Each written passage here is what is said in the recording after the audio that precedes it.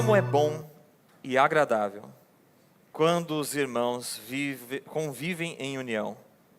É como óleo precioso derramado sobre a cabeça, que desce sobre a barba de Arão, até a gola das suas vestes. É como o orvalho do Hermon, quando desce sobre os montes de Sião. Ali o Senhor concede a bênção da vida para sempre. Te louvamos, Deus.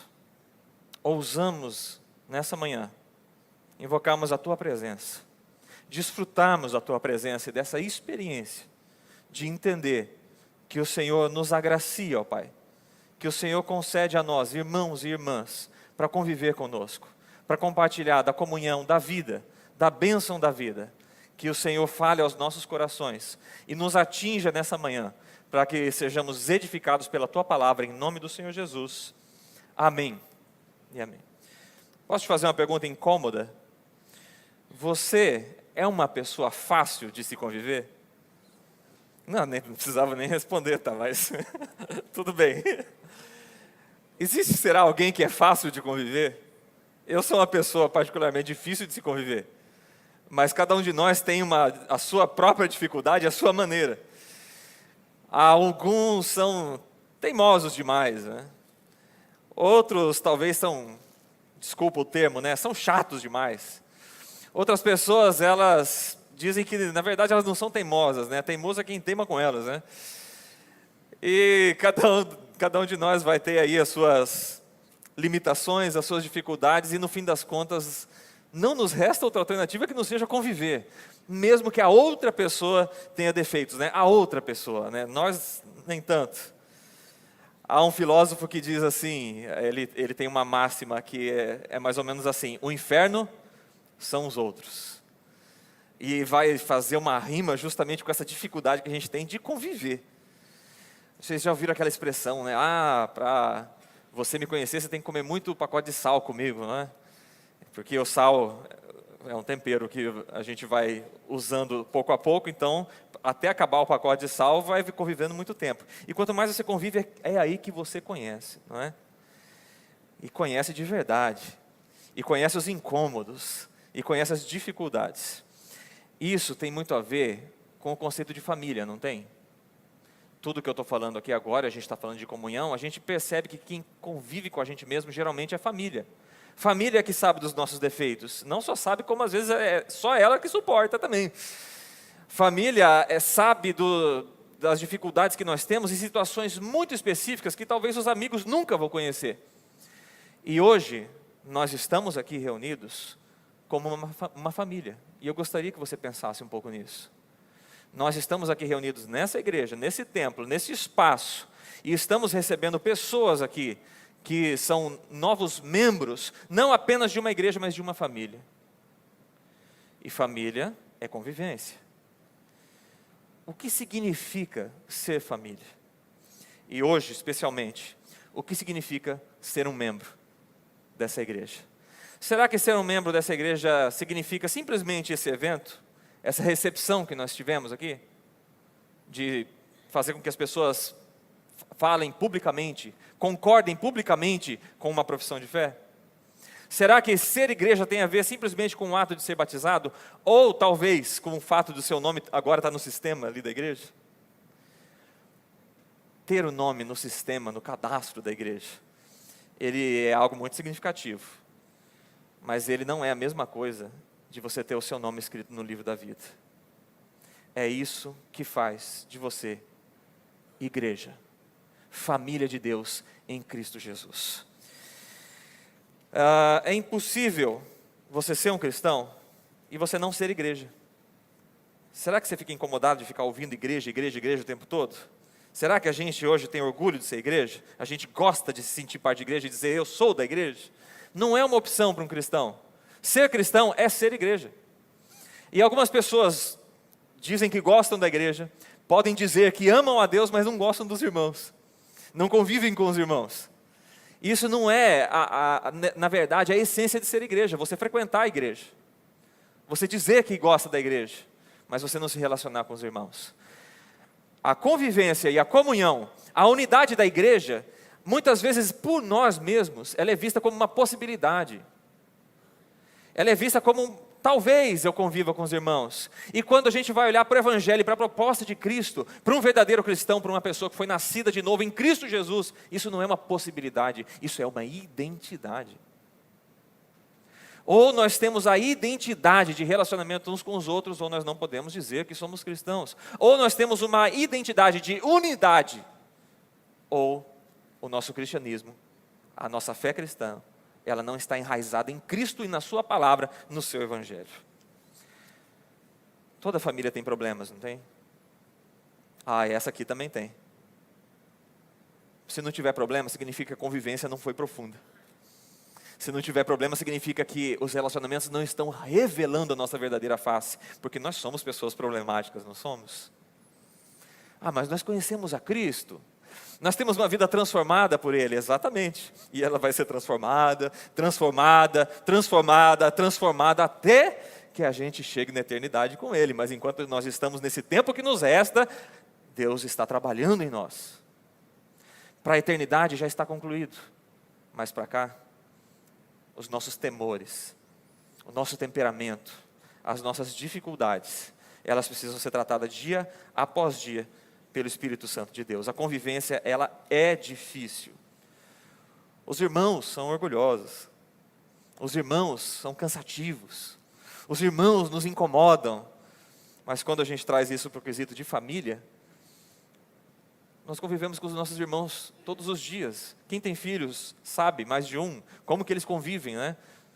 Hoje nós tivemos 2 irmãozinhos aí, não é? Só os pais sabem a convivência deles. Mas eu quero também fazer um link, uma ligação com esse conceito de irmão. Parece que isso se tornou um jargão ou um termo de um crente mais antigo, um cristão mais antigo. As pessoas hoje não têm talvez o hábito de chamar o irmão aqui, da nossa comunidade, da nossa igreja de irmão. Meu irmão, paz, meu irmão. Ou então a gente às vezes faz isso de uma forma tão superficial, que não é verdade no nosso coração. Nós estamos chamando uma pessoa de irmão, que na verdade nós não consideramos ela como irmão. E eu acho que esse seria um resgate muito interessante para nós. Nós temos não apenas essa convicção, a pessoa que está aqui sentada do meu lado é meu irmão, a pessoa que está frequentando essa igreja, que é membro dessa igreja, é meu irmão em Cristo. Mas a gente crê e nominar, expressar isso para os nossos irmãos. Porque é só assim que a gente vai conseguir conviver em paz. Mesmo sabendo das diferenças, mesmo sabendo de algumas desavenças, mesmo nós tendo as nossas limitações, quando nós olhamos para um membro dessa igreja como irmão, mas de verdade, porque foi pago um preço para que essa pessoa fosse seu irmão, e foi pago um preço para que nós pudéssemos ser irmãos dessa pessoa, então a gente precisa fazer que isso seja realidade para nós, é irmão mesmo. Não fique com medo de ser um crente retrógrado, não fique com medo de ficar sendo considerado antigo. Você tem irmãos que foram comprados, e nós precisamos conviver como tal, como irmãos. Isso não significa que vai ser fácil, muito pelo contrário. Mas, desde o princípio, a convivência entre os irmãos ela foi complicada. Alguns irmãos, talvez, eles competiam para saber quem adorava mais a Deus, quem amava mais a Deus, não é? Olha só uma história que ilustra que na primeira família já houve um grande problema entre irmãos. Caim e Abel foram oferecer seus sacrifícios a Deus. Deus rejeitou um, acolheu o outro. Qual foi a reação? O primeiro, homicídio. Quando Deus se dirige a Caim e pergunta: onde está o seu irmão? A resposta de Caim é uma resposta ríspida, é uma resposta amarga. E ela diz assim, né? Não sei. Sou eu responsável pelo meu irmão? Gênesis 4:9. Eu sou o responsável pelo meu irmão? Meus irmãos, e meus irmãos mesmo, né? Olha só a delicadeza dessa ideia, a minúcia dela, o detalhe dela. O que Caim apresenta, mesmo depois de ter cometido um assassinato, não foi nem remorso nem culpa. ele ainda apresenta um coração cheio de ódio e de rejeição ao seu próprio irmão e rejeição ao confronto de Deus. E talvez seja por isso que nessa raiz toda, nós vamos encontrar João, depois de muito tempo, escrevendo assim: aquele que não ama o seu irmão é homicida. Porque sempre que nós não desenvolvemos o amor, mas o ódio, a raiva, nós estamos assassinando no nosso coração aquele que deveria ser o nosso irmão. A história de Caim e Abel não é uma história que simplesmente remete a uma antiguidade distante. Hoje, talvez entre nós, a gente fique também disputando para ver quem ama a Deus mais.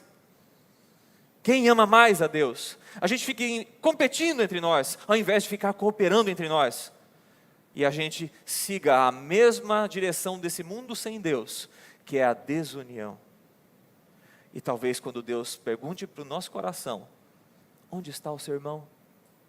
Onde está o seu irmão? A gente também responda assim para ele, no nosso íntimo: eu não sei. Eu sou o guardador do meu irmão? Eu sou o responsável pelo meu irmão? Olha só isso. Cristo, ele é revelado como o unigênito de Deus, não é? Até a sua morte. Quando João vai dizer, porque Deus deu o seu Filho unigênito, único Filho nascido dele, para que todo aquele que nele crê não pereça, mas tenha vida eterna. Mas Paulo depois vai fazer uma atualização nessa obra, na obra de Jesus Cristo.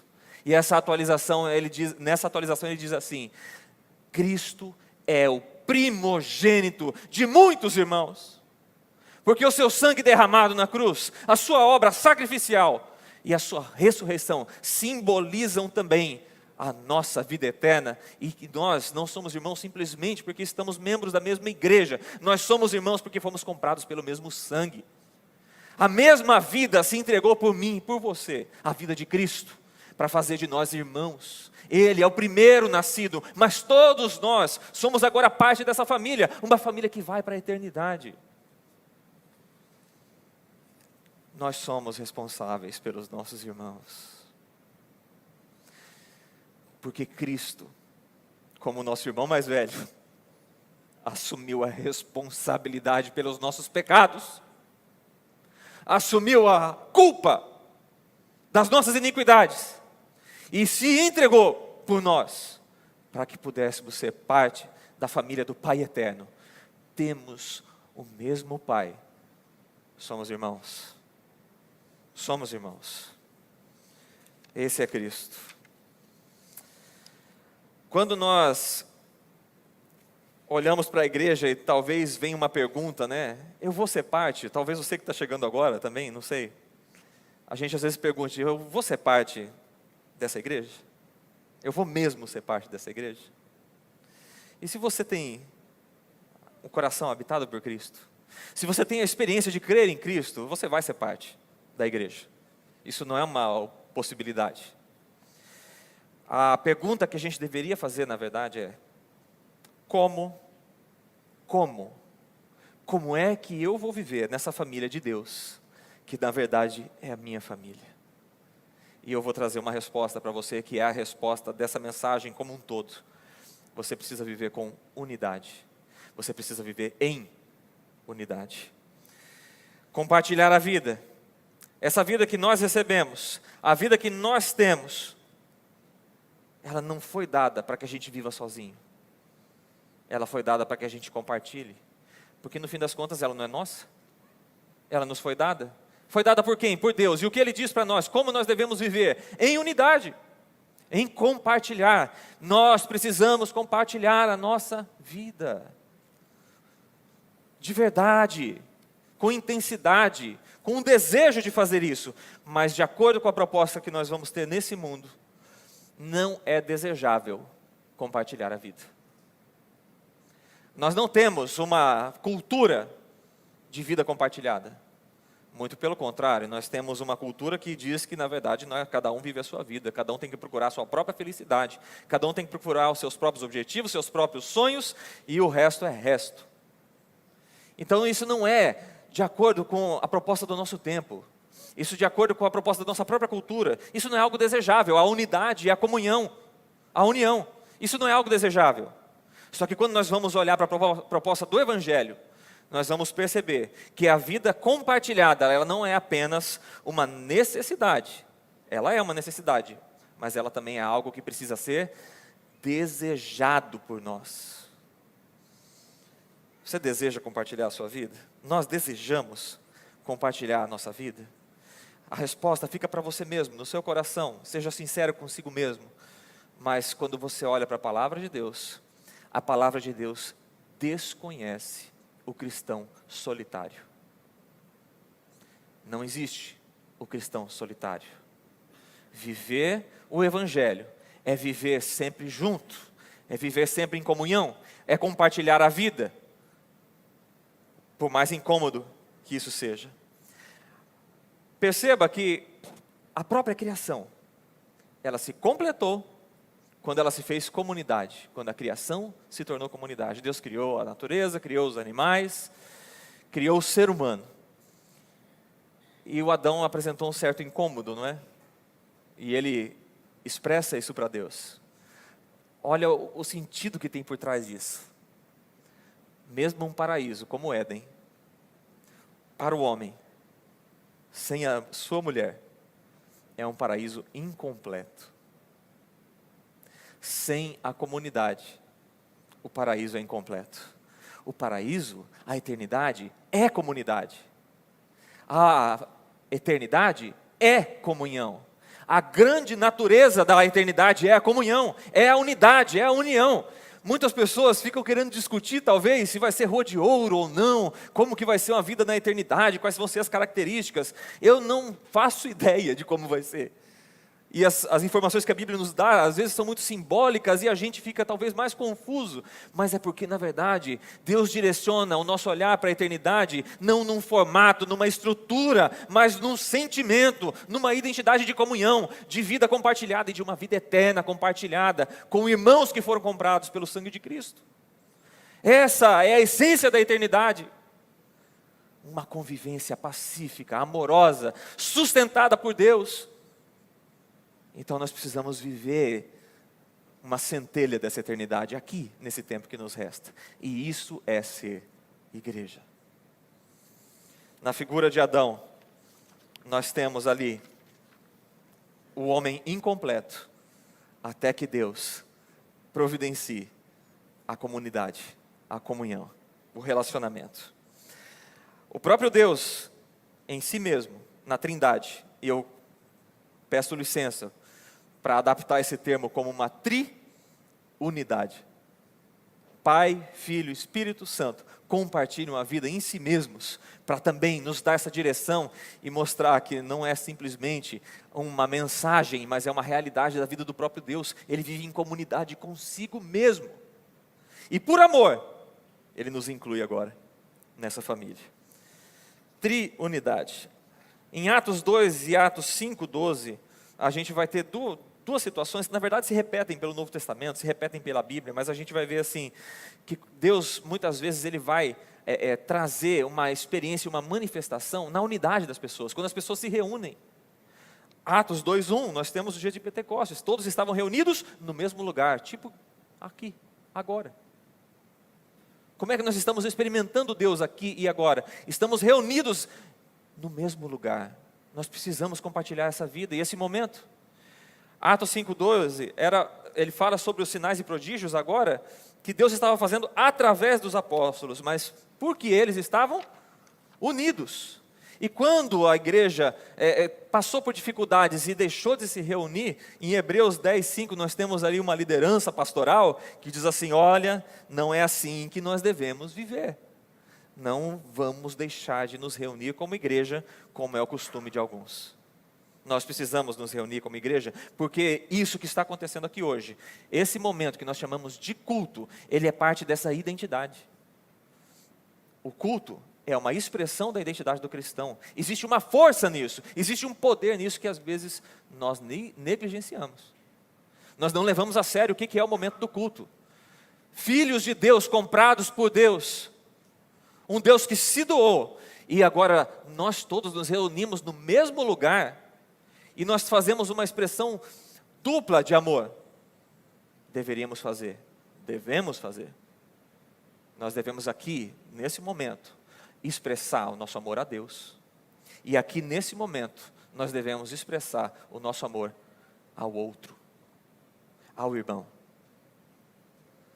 Nós precisamos encarar o culto como essa missão, porque aqui quando a gente chega, nós estamos compartilhando não apenas o mesmo lugar, não apenas os bancos, nós estamos compartilhando os nossos problemas, simplesmente pelo fato de estarmos juntos. Nós estamos aqui compartilhando os nossos vícios, os nossos pecados. Aqui nós compartilhamos as nossas emoções, os nossos erros. Nós compartilhamos o nosso orgulho, nós compartilhamos a nossa limitação. Até a nossa desafinação a gente compartilha. Até o nosso destoar é compartilhado. E isso deve ser feito com alegria, deve ser desejável. Estou falando da unidade, que ela é necessária e desejável. Nós precisamos desejar participar desse culto, não apenas como uma programação dessa igreja, mas por tudo isso que eu tenho falado. Por toda essa realidade, os filhos de Deus se reúnem aqui. A gente está cheio de gente que erra nessa igreja, mas nós queremos acertar, porque nós temos um Espírito que nos move para corrigir os nossos pecados. Nós temos um Espírito que nos corrige nas nossas dificuldades. Em tudo isso que a gente compartilha, porque existe outra coisa que é compartilhada no culto, que é superior a todas essas outras. É a graça de Deus que se estende sobre nós, e nós compartilhamos dela nesse culto. Nós somos agraciados por Deus quando recebemos pessoas que foram alcançadas pelo Teu Santo Espírito, por crianças que foram batizadas nesse sinal de aliança. Isso tudo é uma ação sobrenatural, poderosa de Deus, e nós precisamos desfrutar dela, nós precisamos desejá-la, nós precisamos ter alegria, satisfação, prazer em ser igreja, em ser parte desse culto, conviver, viver em união. É necessário, mas não precisa ser indesejável, como a nossa cultura diz. Nós podemos desejar isso, se o Espírito de Deus habita em nós. Ela é necessária, a unidade.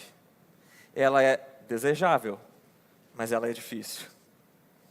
Caim e Abel, Miriam, Arão e Moisés, os irmãos liderando o povo de Israel, muitas vezes se desentenderam. José e seus irmãos, uma história muito conhecida. O próprio Jesus rejeitado pelos seus irmãos. A Bíblia não nos iludiu em nenhum momento sobre a dificuldade de viver em comunhão, mas ao mesmo tempo ela sempre manteve a mesma proposta, do começo ao fim: vida compartilhada. Hoje nós temos os nossos refúgios virtuais. Nós precisamos conviver protegidos por uma tela, porque é mais fácil, é muito mais fácil a gente se isolar do que a gente amar e conviver. É muito mais fácil a gente também isolar as pessoas do que acolher, do que amar. Só que os efeitos disso são muito difíceis. Os efeitos da solidão, do egoísmo e desse isolamento, eles provocam doença na nossa alma. Eles provocam a depressão na nossa alma. Eles provocam as crises.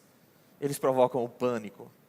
A gente não ter segurança nos relacionamentos vai fazer com que a nossa alma seque, adoeça. E esses efeitos são difíceis. Portanto, é melhor, é mais saudável que a gente se esforce em amar, em conviver, em abraçar, em compartilhar, em ouvir, em perdoar, para que a nossa alma, nessas lutas, que nem deveriam ser lutas, mas deveriam ser a nossa natureza em Cristo Jesus, façam a nossa alma ser curada. É na convivência que a gente se cura. É na vida compartilhada que a gente encontra sentido para a nossa existência. A gente precisa acolher as pessoas, nós precisamos suportar as pessoas, nós precisamos perdoar as pessoas, nós precisamos amar as pessoas. Assim a gente vai ser proativo e vai ter uma vida edificada por Deus. A religiosidade, ela nos desumaniza, ela tira a humanidade de nós. A nossa fé institucional, ela é só nominal, ela só tem a ver com o nome no hall de membros. Mas o amor um ao outro, a vida compartilhada, ela é boa e agradável, é bom e suave, como diz o nosso salmo. É como óleo precioso, no versículo 2, derramado sobre a cabeça e que desces pela barba, a barba de Arão até a gola das suas vestes. Aqui, nós temos uma ilustração do salmista, dizendo como que é a comunhão entre os irmãos. Arão é o primeiro de uma linhagem de sacerdotes, que foi escolhido por Deus para isso. Houve um momento lá no Êxodo, em que algumas pessoas chegam para Moisés e falam: Moisés, isso aí está muito errado, essa sua liderança aí está muito equivocada. Porque agora é só você e seu irmãozinho aí que dão as regras, e vocês aí estão se achando melhor que os outros, e isso não tem nada a ver com Deus e tal. E aí então Moisés direcionado por Deus, ele faz uma proposta. Então nós vamos fazer o seguinte: cada um dos candidatos ao sacerdócio aí, então, que o culto estava sendo modelado ainda naquela época, né? Vai pegar um galho de uma árvore, nós vamos escrever o nome e nós vamos deixar isso num lugar específico. No dia seguinte nós vamos ver qual vai ser o galho que vai ser sinalizado por Deus. No dia seguinte, o galho que tinha o nome de Arão, que era um galho de amendoeira, era o único que tinha produzido folhas, flores e amêndoas maduras, de um dia para o outro. Aquele era um sinal do quê? De um propósito que Deus tinha colocado na vida de Arão, do sacerdócio. Significa que Arão foi escolhido por Deus para ser sacerdote, que ele foi selecionado por Deus, que ele foi designado por Deus. Por quê? Porque Arão era mais santo do que os outros? Não, jamais. O próprio Arão se levantou contra Moisés antes disso, questionou a liderança de Moisés antes disso. Ele fez exatamente a mesma coisa que as pessoas estavam fazendo antes, mas existia um propósito maior do que os pecados de Arão. Existia uma ação de Deus mais poderosa do que as limitações de Arão. E por isso ele foi escolhido como sacerdote. E no momento em que ele é consagrado como sacerdote, houve então esse derramamento desse óleo. O óleo que desceu pela cabeça, pela barba, até a orla dos seus vestidos. Ele se tornou ungido de Deus para ser sacerdote. Quando Cristo completa a sua obra na cruz e ele ressuscita, ele derrama sobre nós o seu Espírito, e o seu Espírito é também esse azeite que nos consagra como sacerdotes do Altíssimo. O sumo sacerdote é Cristo Jesus e ninguém mais. Ele ocupa esse lugar, mas nós somos sacerdotes com ele. Nós somos também escolhidos, não por nada que a gente pode oferecer para Jesus, não por nada que a gente tenha de qualidade. Não somos melhores do que os outros, não somos melhores entre nós. Somos todos do mesmo nível, somos nivelados por Cristo. E Ele derrama dessa unção, nos chamando para ser sacerdotes junto com Ele. O que o sacerdote fazia? O sacerdote, ele cumpria com um serviço. Nós somos servos, e esse serviço tinha a ver com levar levar as pessoas a Deus, conduzir as pessoas a Deus, à palavra de Deus, à presença de Deus, a uma experiência com Deus. Você também foi escolhido como um sacerdote para levar as pessoas até Cristo. Nossa identidade como igreja é essa. Somos sacerdócio universal, sacerdócio santo. Todos nós somos sacerdotes por Cristo. O galho da nossa amendoeira também brotou. Também somos ungidos, também temos um propósito maior que os nossos defeitos, e esse propósito é de unidade. Esse símbolo, além de apontar para Cristo e apontar para a nossa vida como igreja, ele prepara outro símbolo, e nós vamos concluir com esse outro símbolo. O outro símbolo é o orvalho de Hermon. Quando desce sobre os montes de Sião, ali o Senhor concede a bênção da vida para sempre. O salmo anterior, nós vimos, o 132, no domingo passado, ele fala sobre um Deus que encontra o seu repouso no seu templo. Nós entendemos que esse templo, na verdade, somos nós. Quando Deus encontra repouso em nós, quando Deus encontra morada em nós, Ele faz de nós sua morada, a nossa vida ela muda. E esse símbolo do orvalho é um símbolo muito, muito poderoso, é um símbolo muito lindo. e que a gente talvez não se dê conta.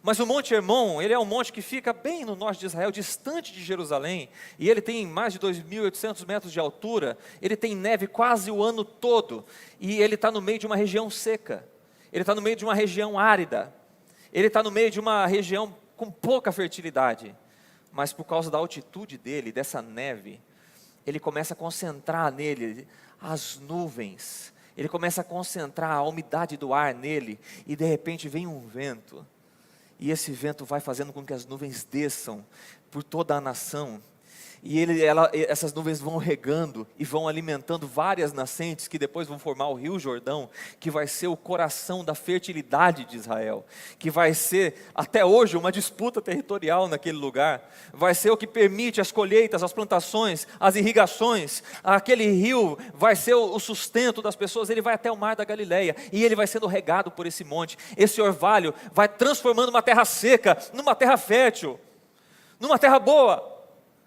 E às vezes nos períodos de seca, o leito do Jordão, ele vai baixando, as impurezas vão ficando nas beiradas do rio,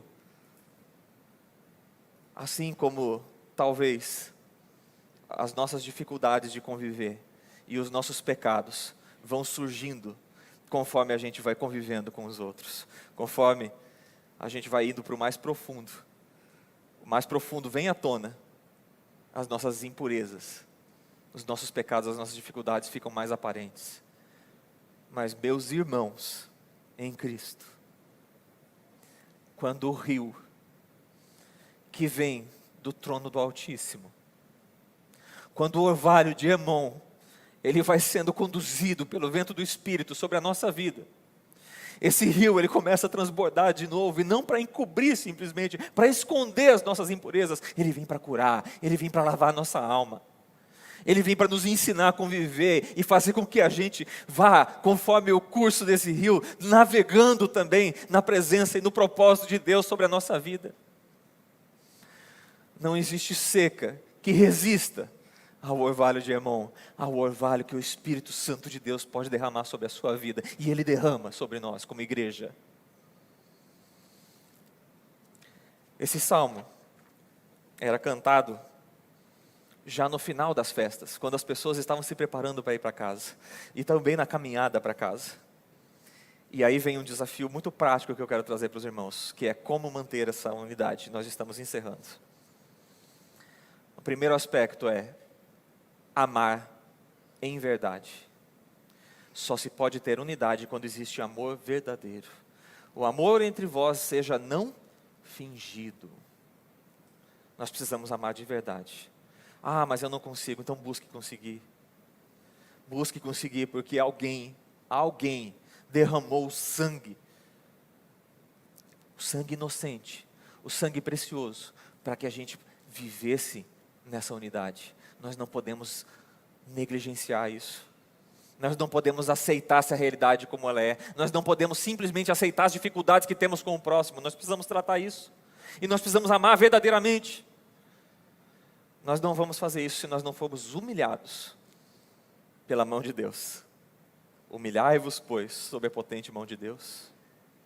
Nós precisamos ser humilhados pela santidade de Deus. Precisamos conhecer as nossas limitações diante da grandeza de Deus, para que então a gente perceba, não sou melhor que o meu irmão, então eu preciso amá-lo de verdade. Então o segundo aspecto é o da humildade. Você já se sentiu humilhado na presença de Deus? Ah, se você não se sentiu, busque isso. Se você já sentiu isso, sinta mais, busque mais. Nunca é demais, porque o nosso orgulho, ele sempre está batendo a porta. Ele sempre quer se manifestar, e o nosso orgulho nos impede de amar, nos impede de conviver, de viver em unidade. Mas quando Deus nos humilha, Ele nos humilha para edificar uma identidade que tem a humildade de Cristo.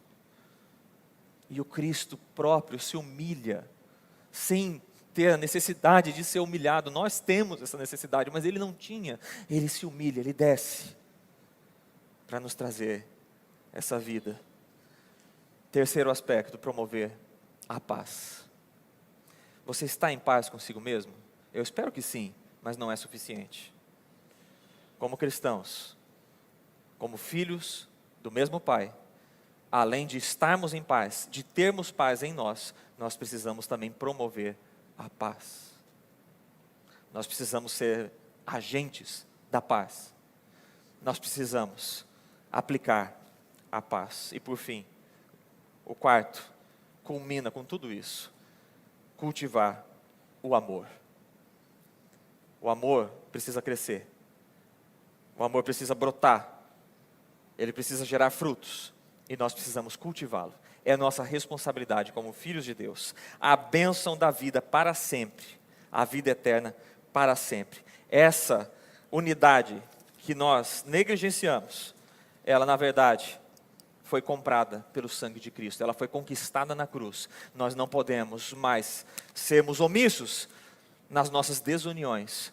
E nesse mundo sem Deus, nesse mundo de desunião, nós precisamos ter a unidade de Cristo em nós. Quero concluir com uma pequena ilustração, porque esse último momento, eu quero trazer à tona novamente essa informação. As pessoas estavam voltando para casa.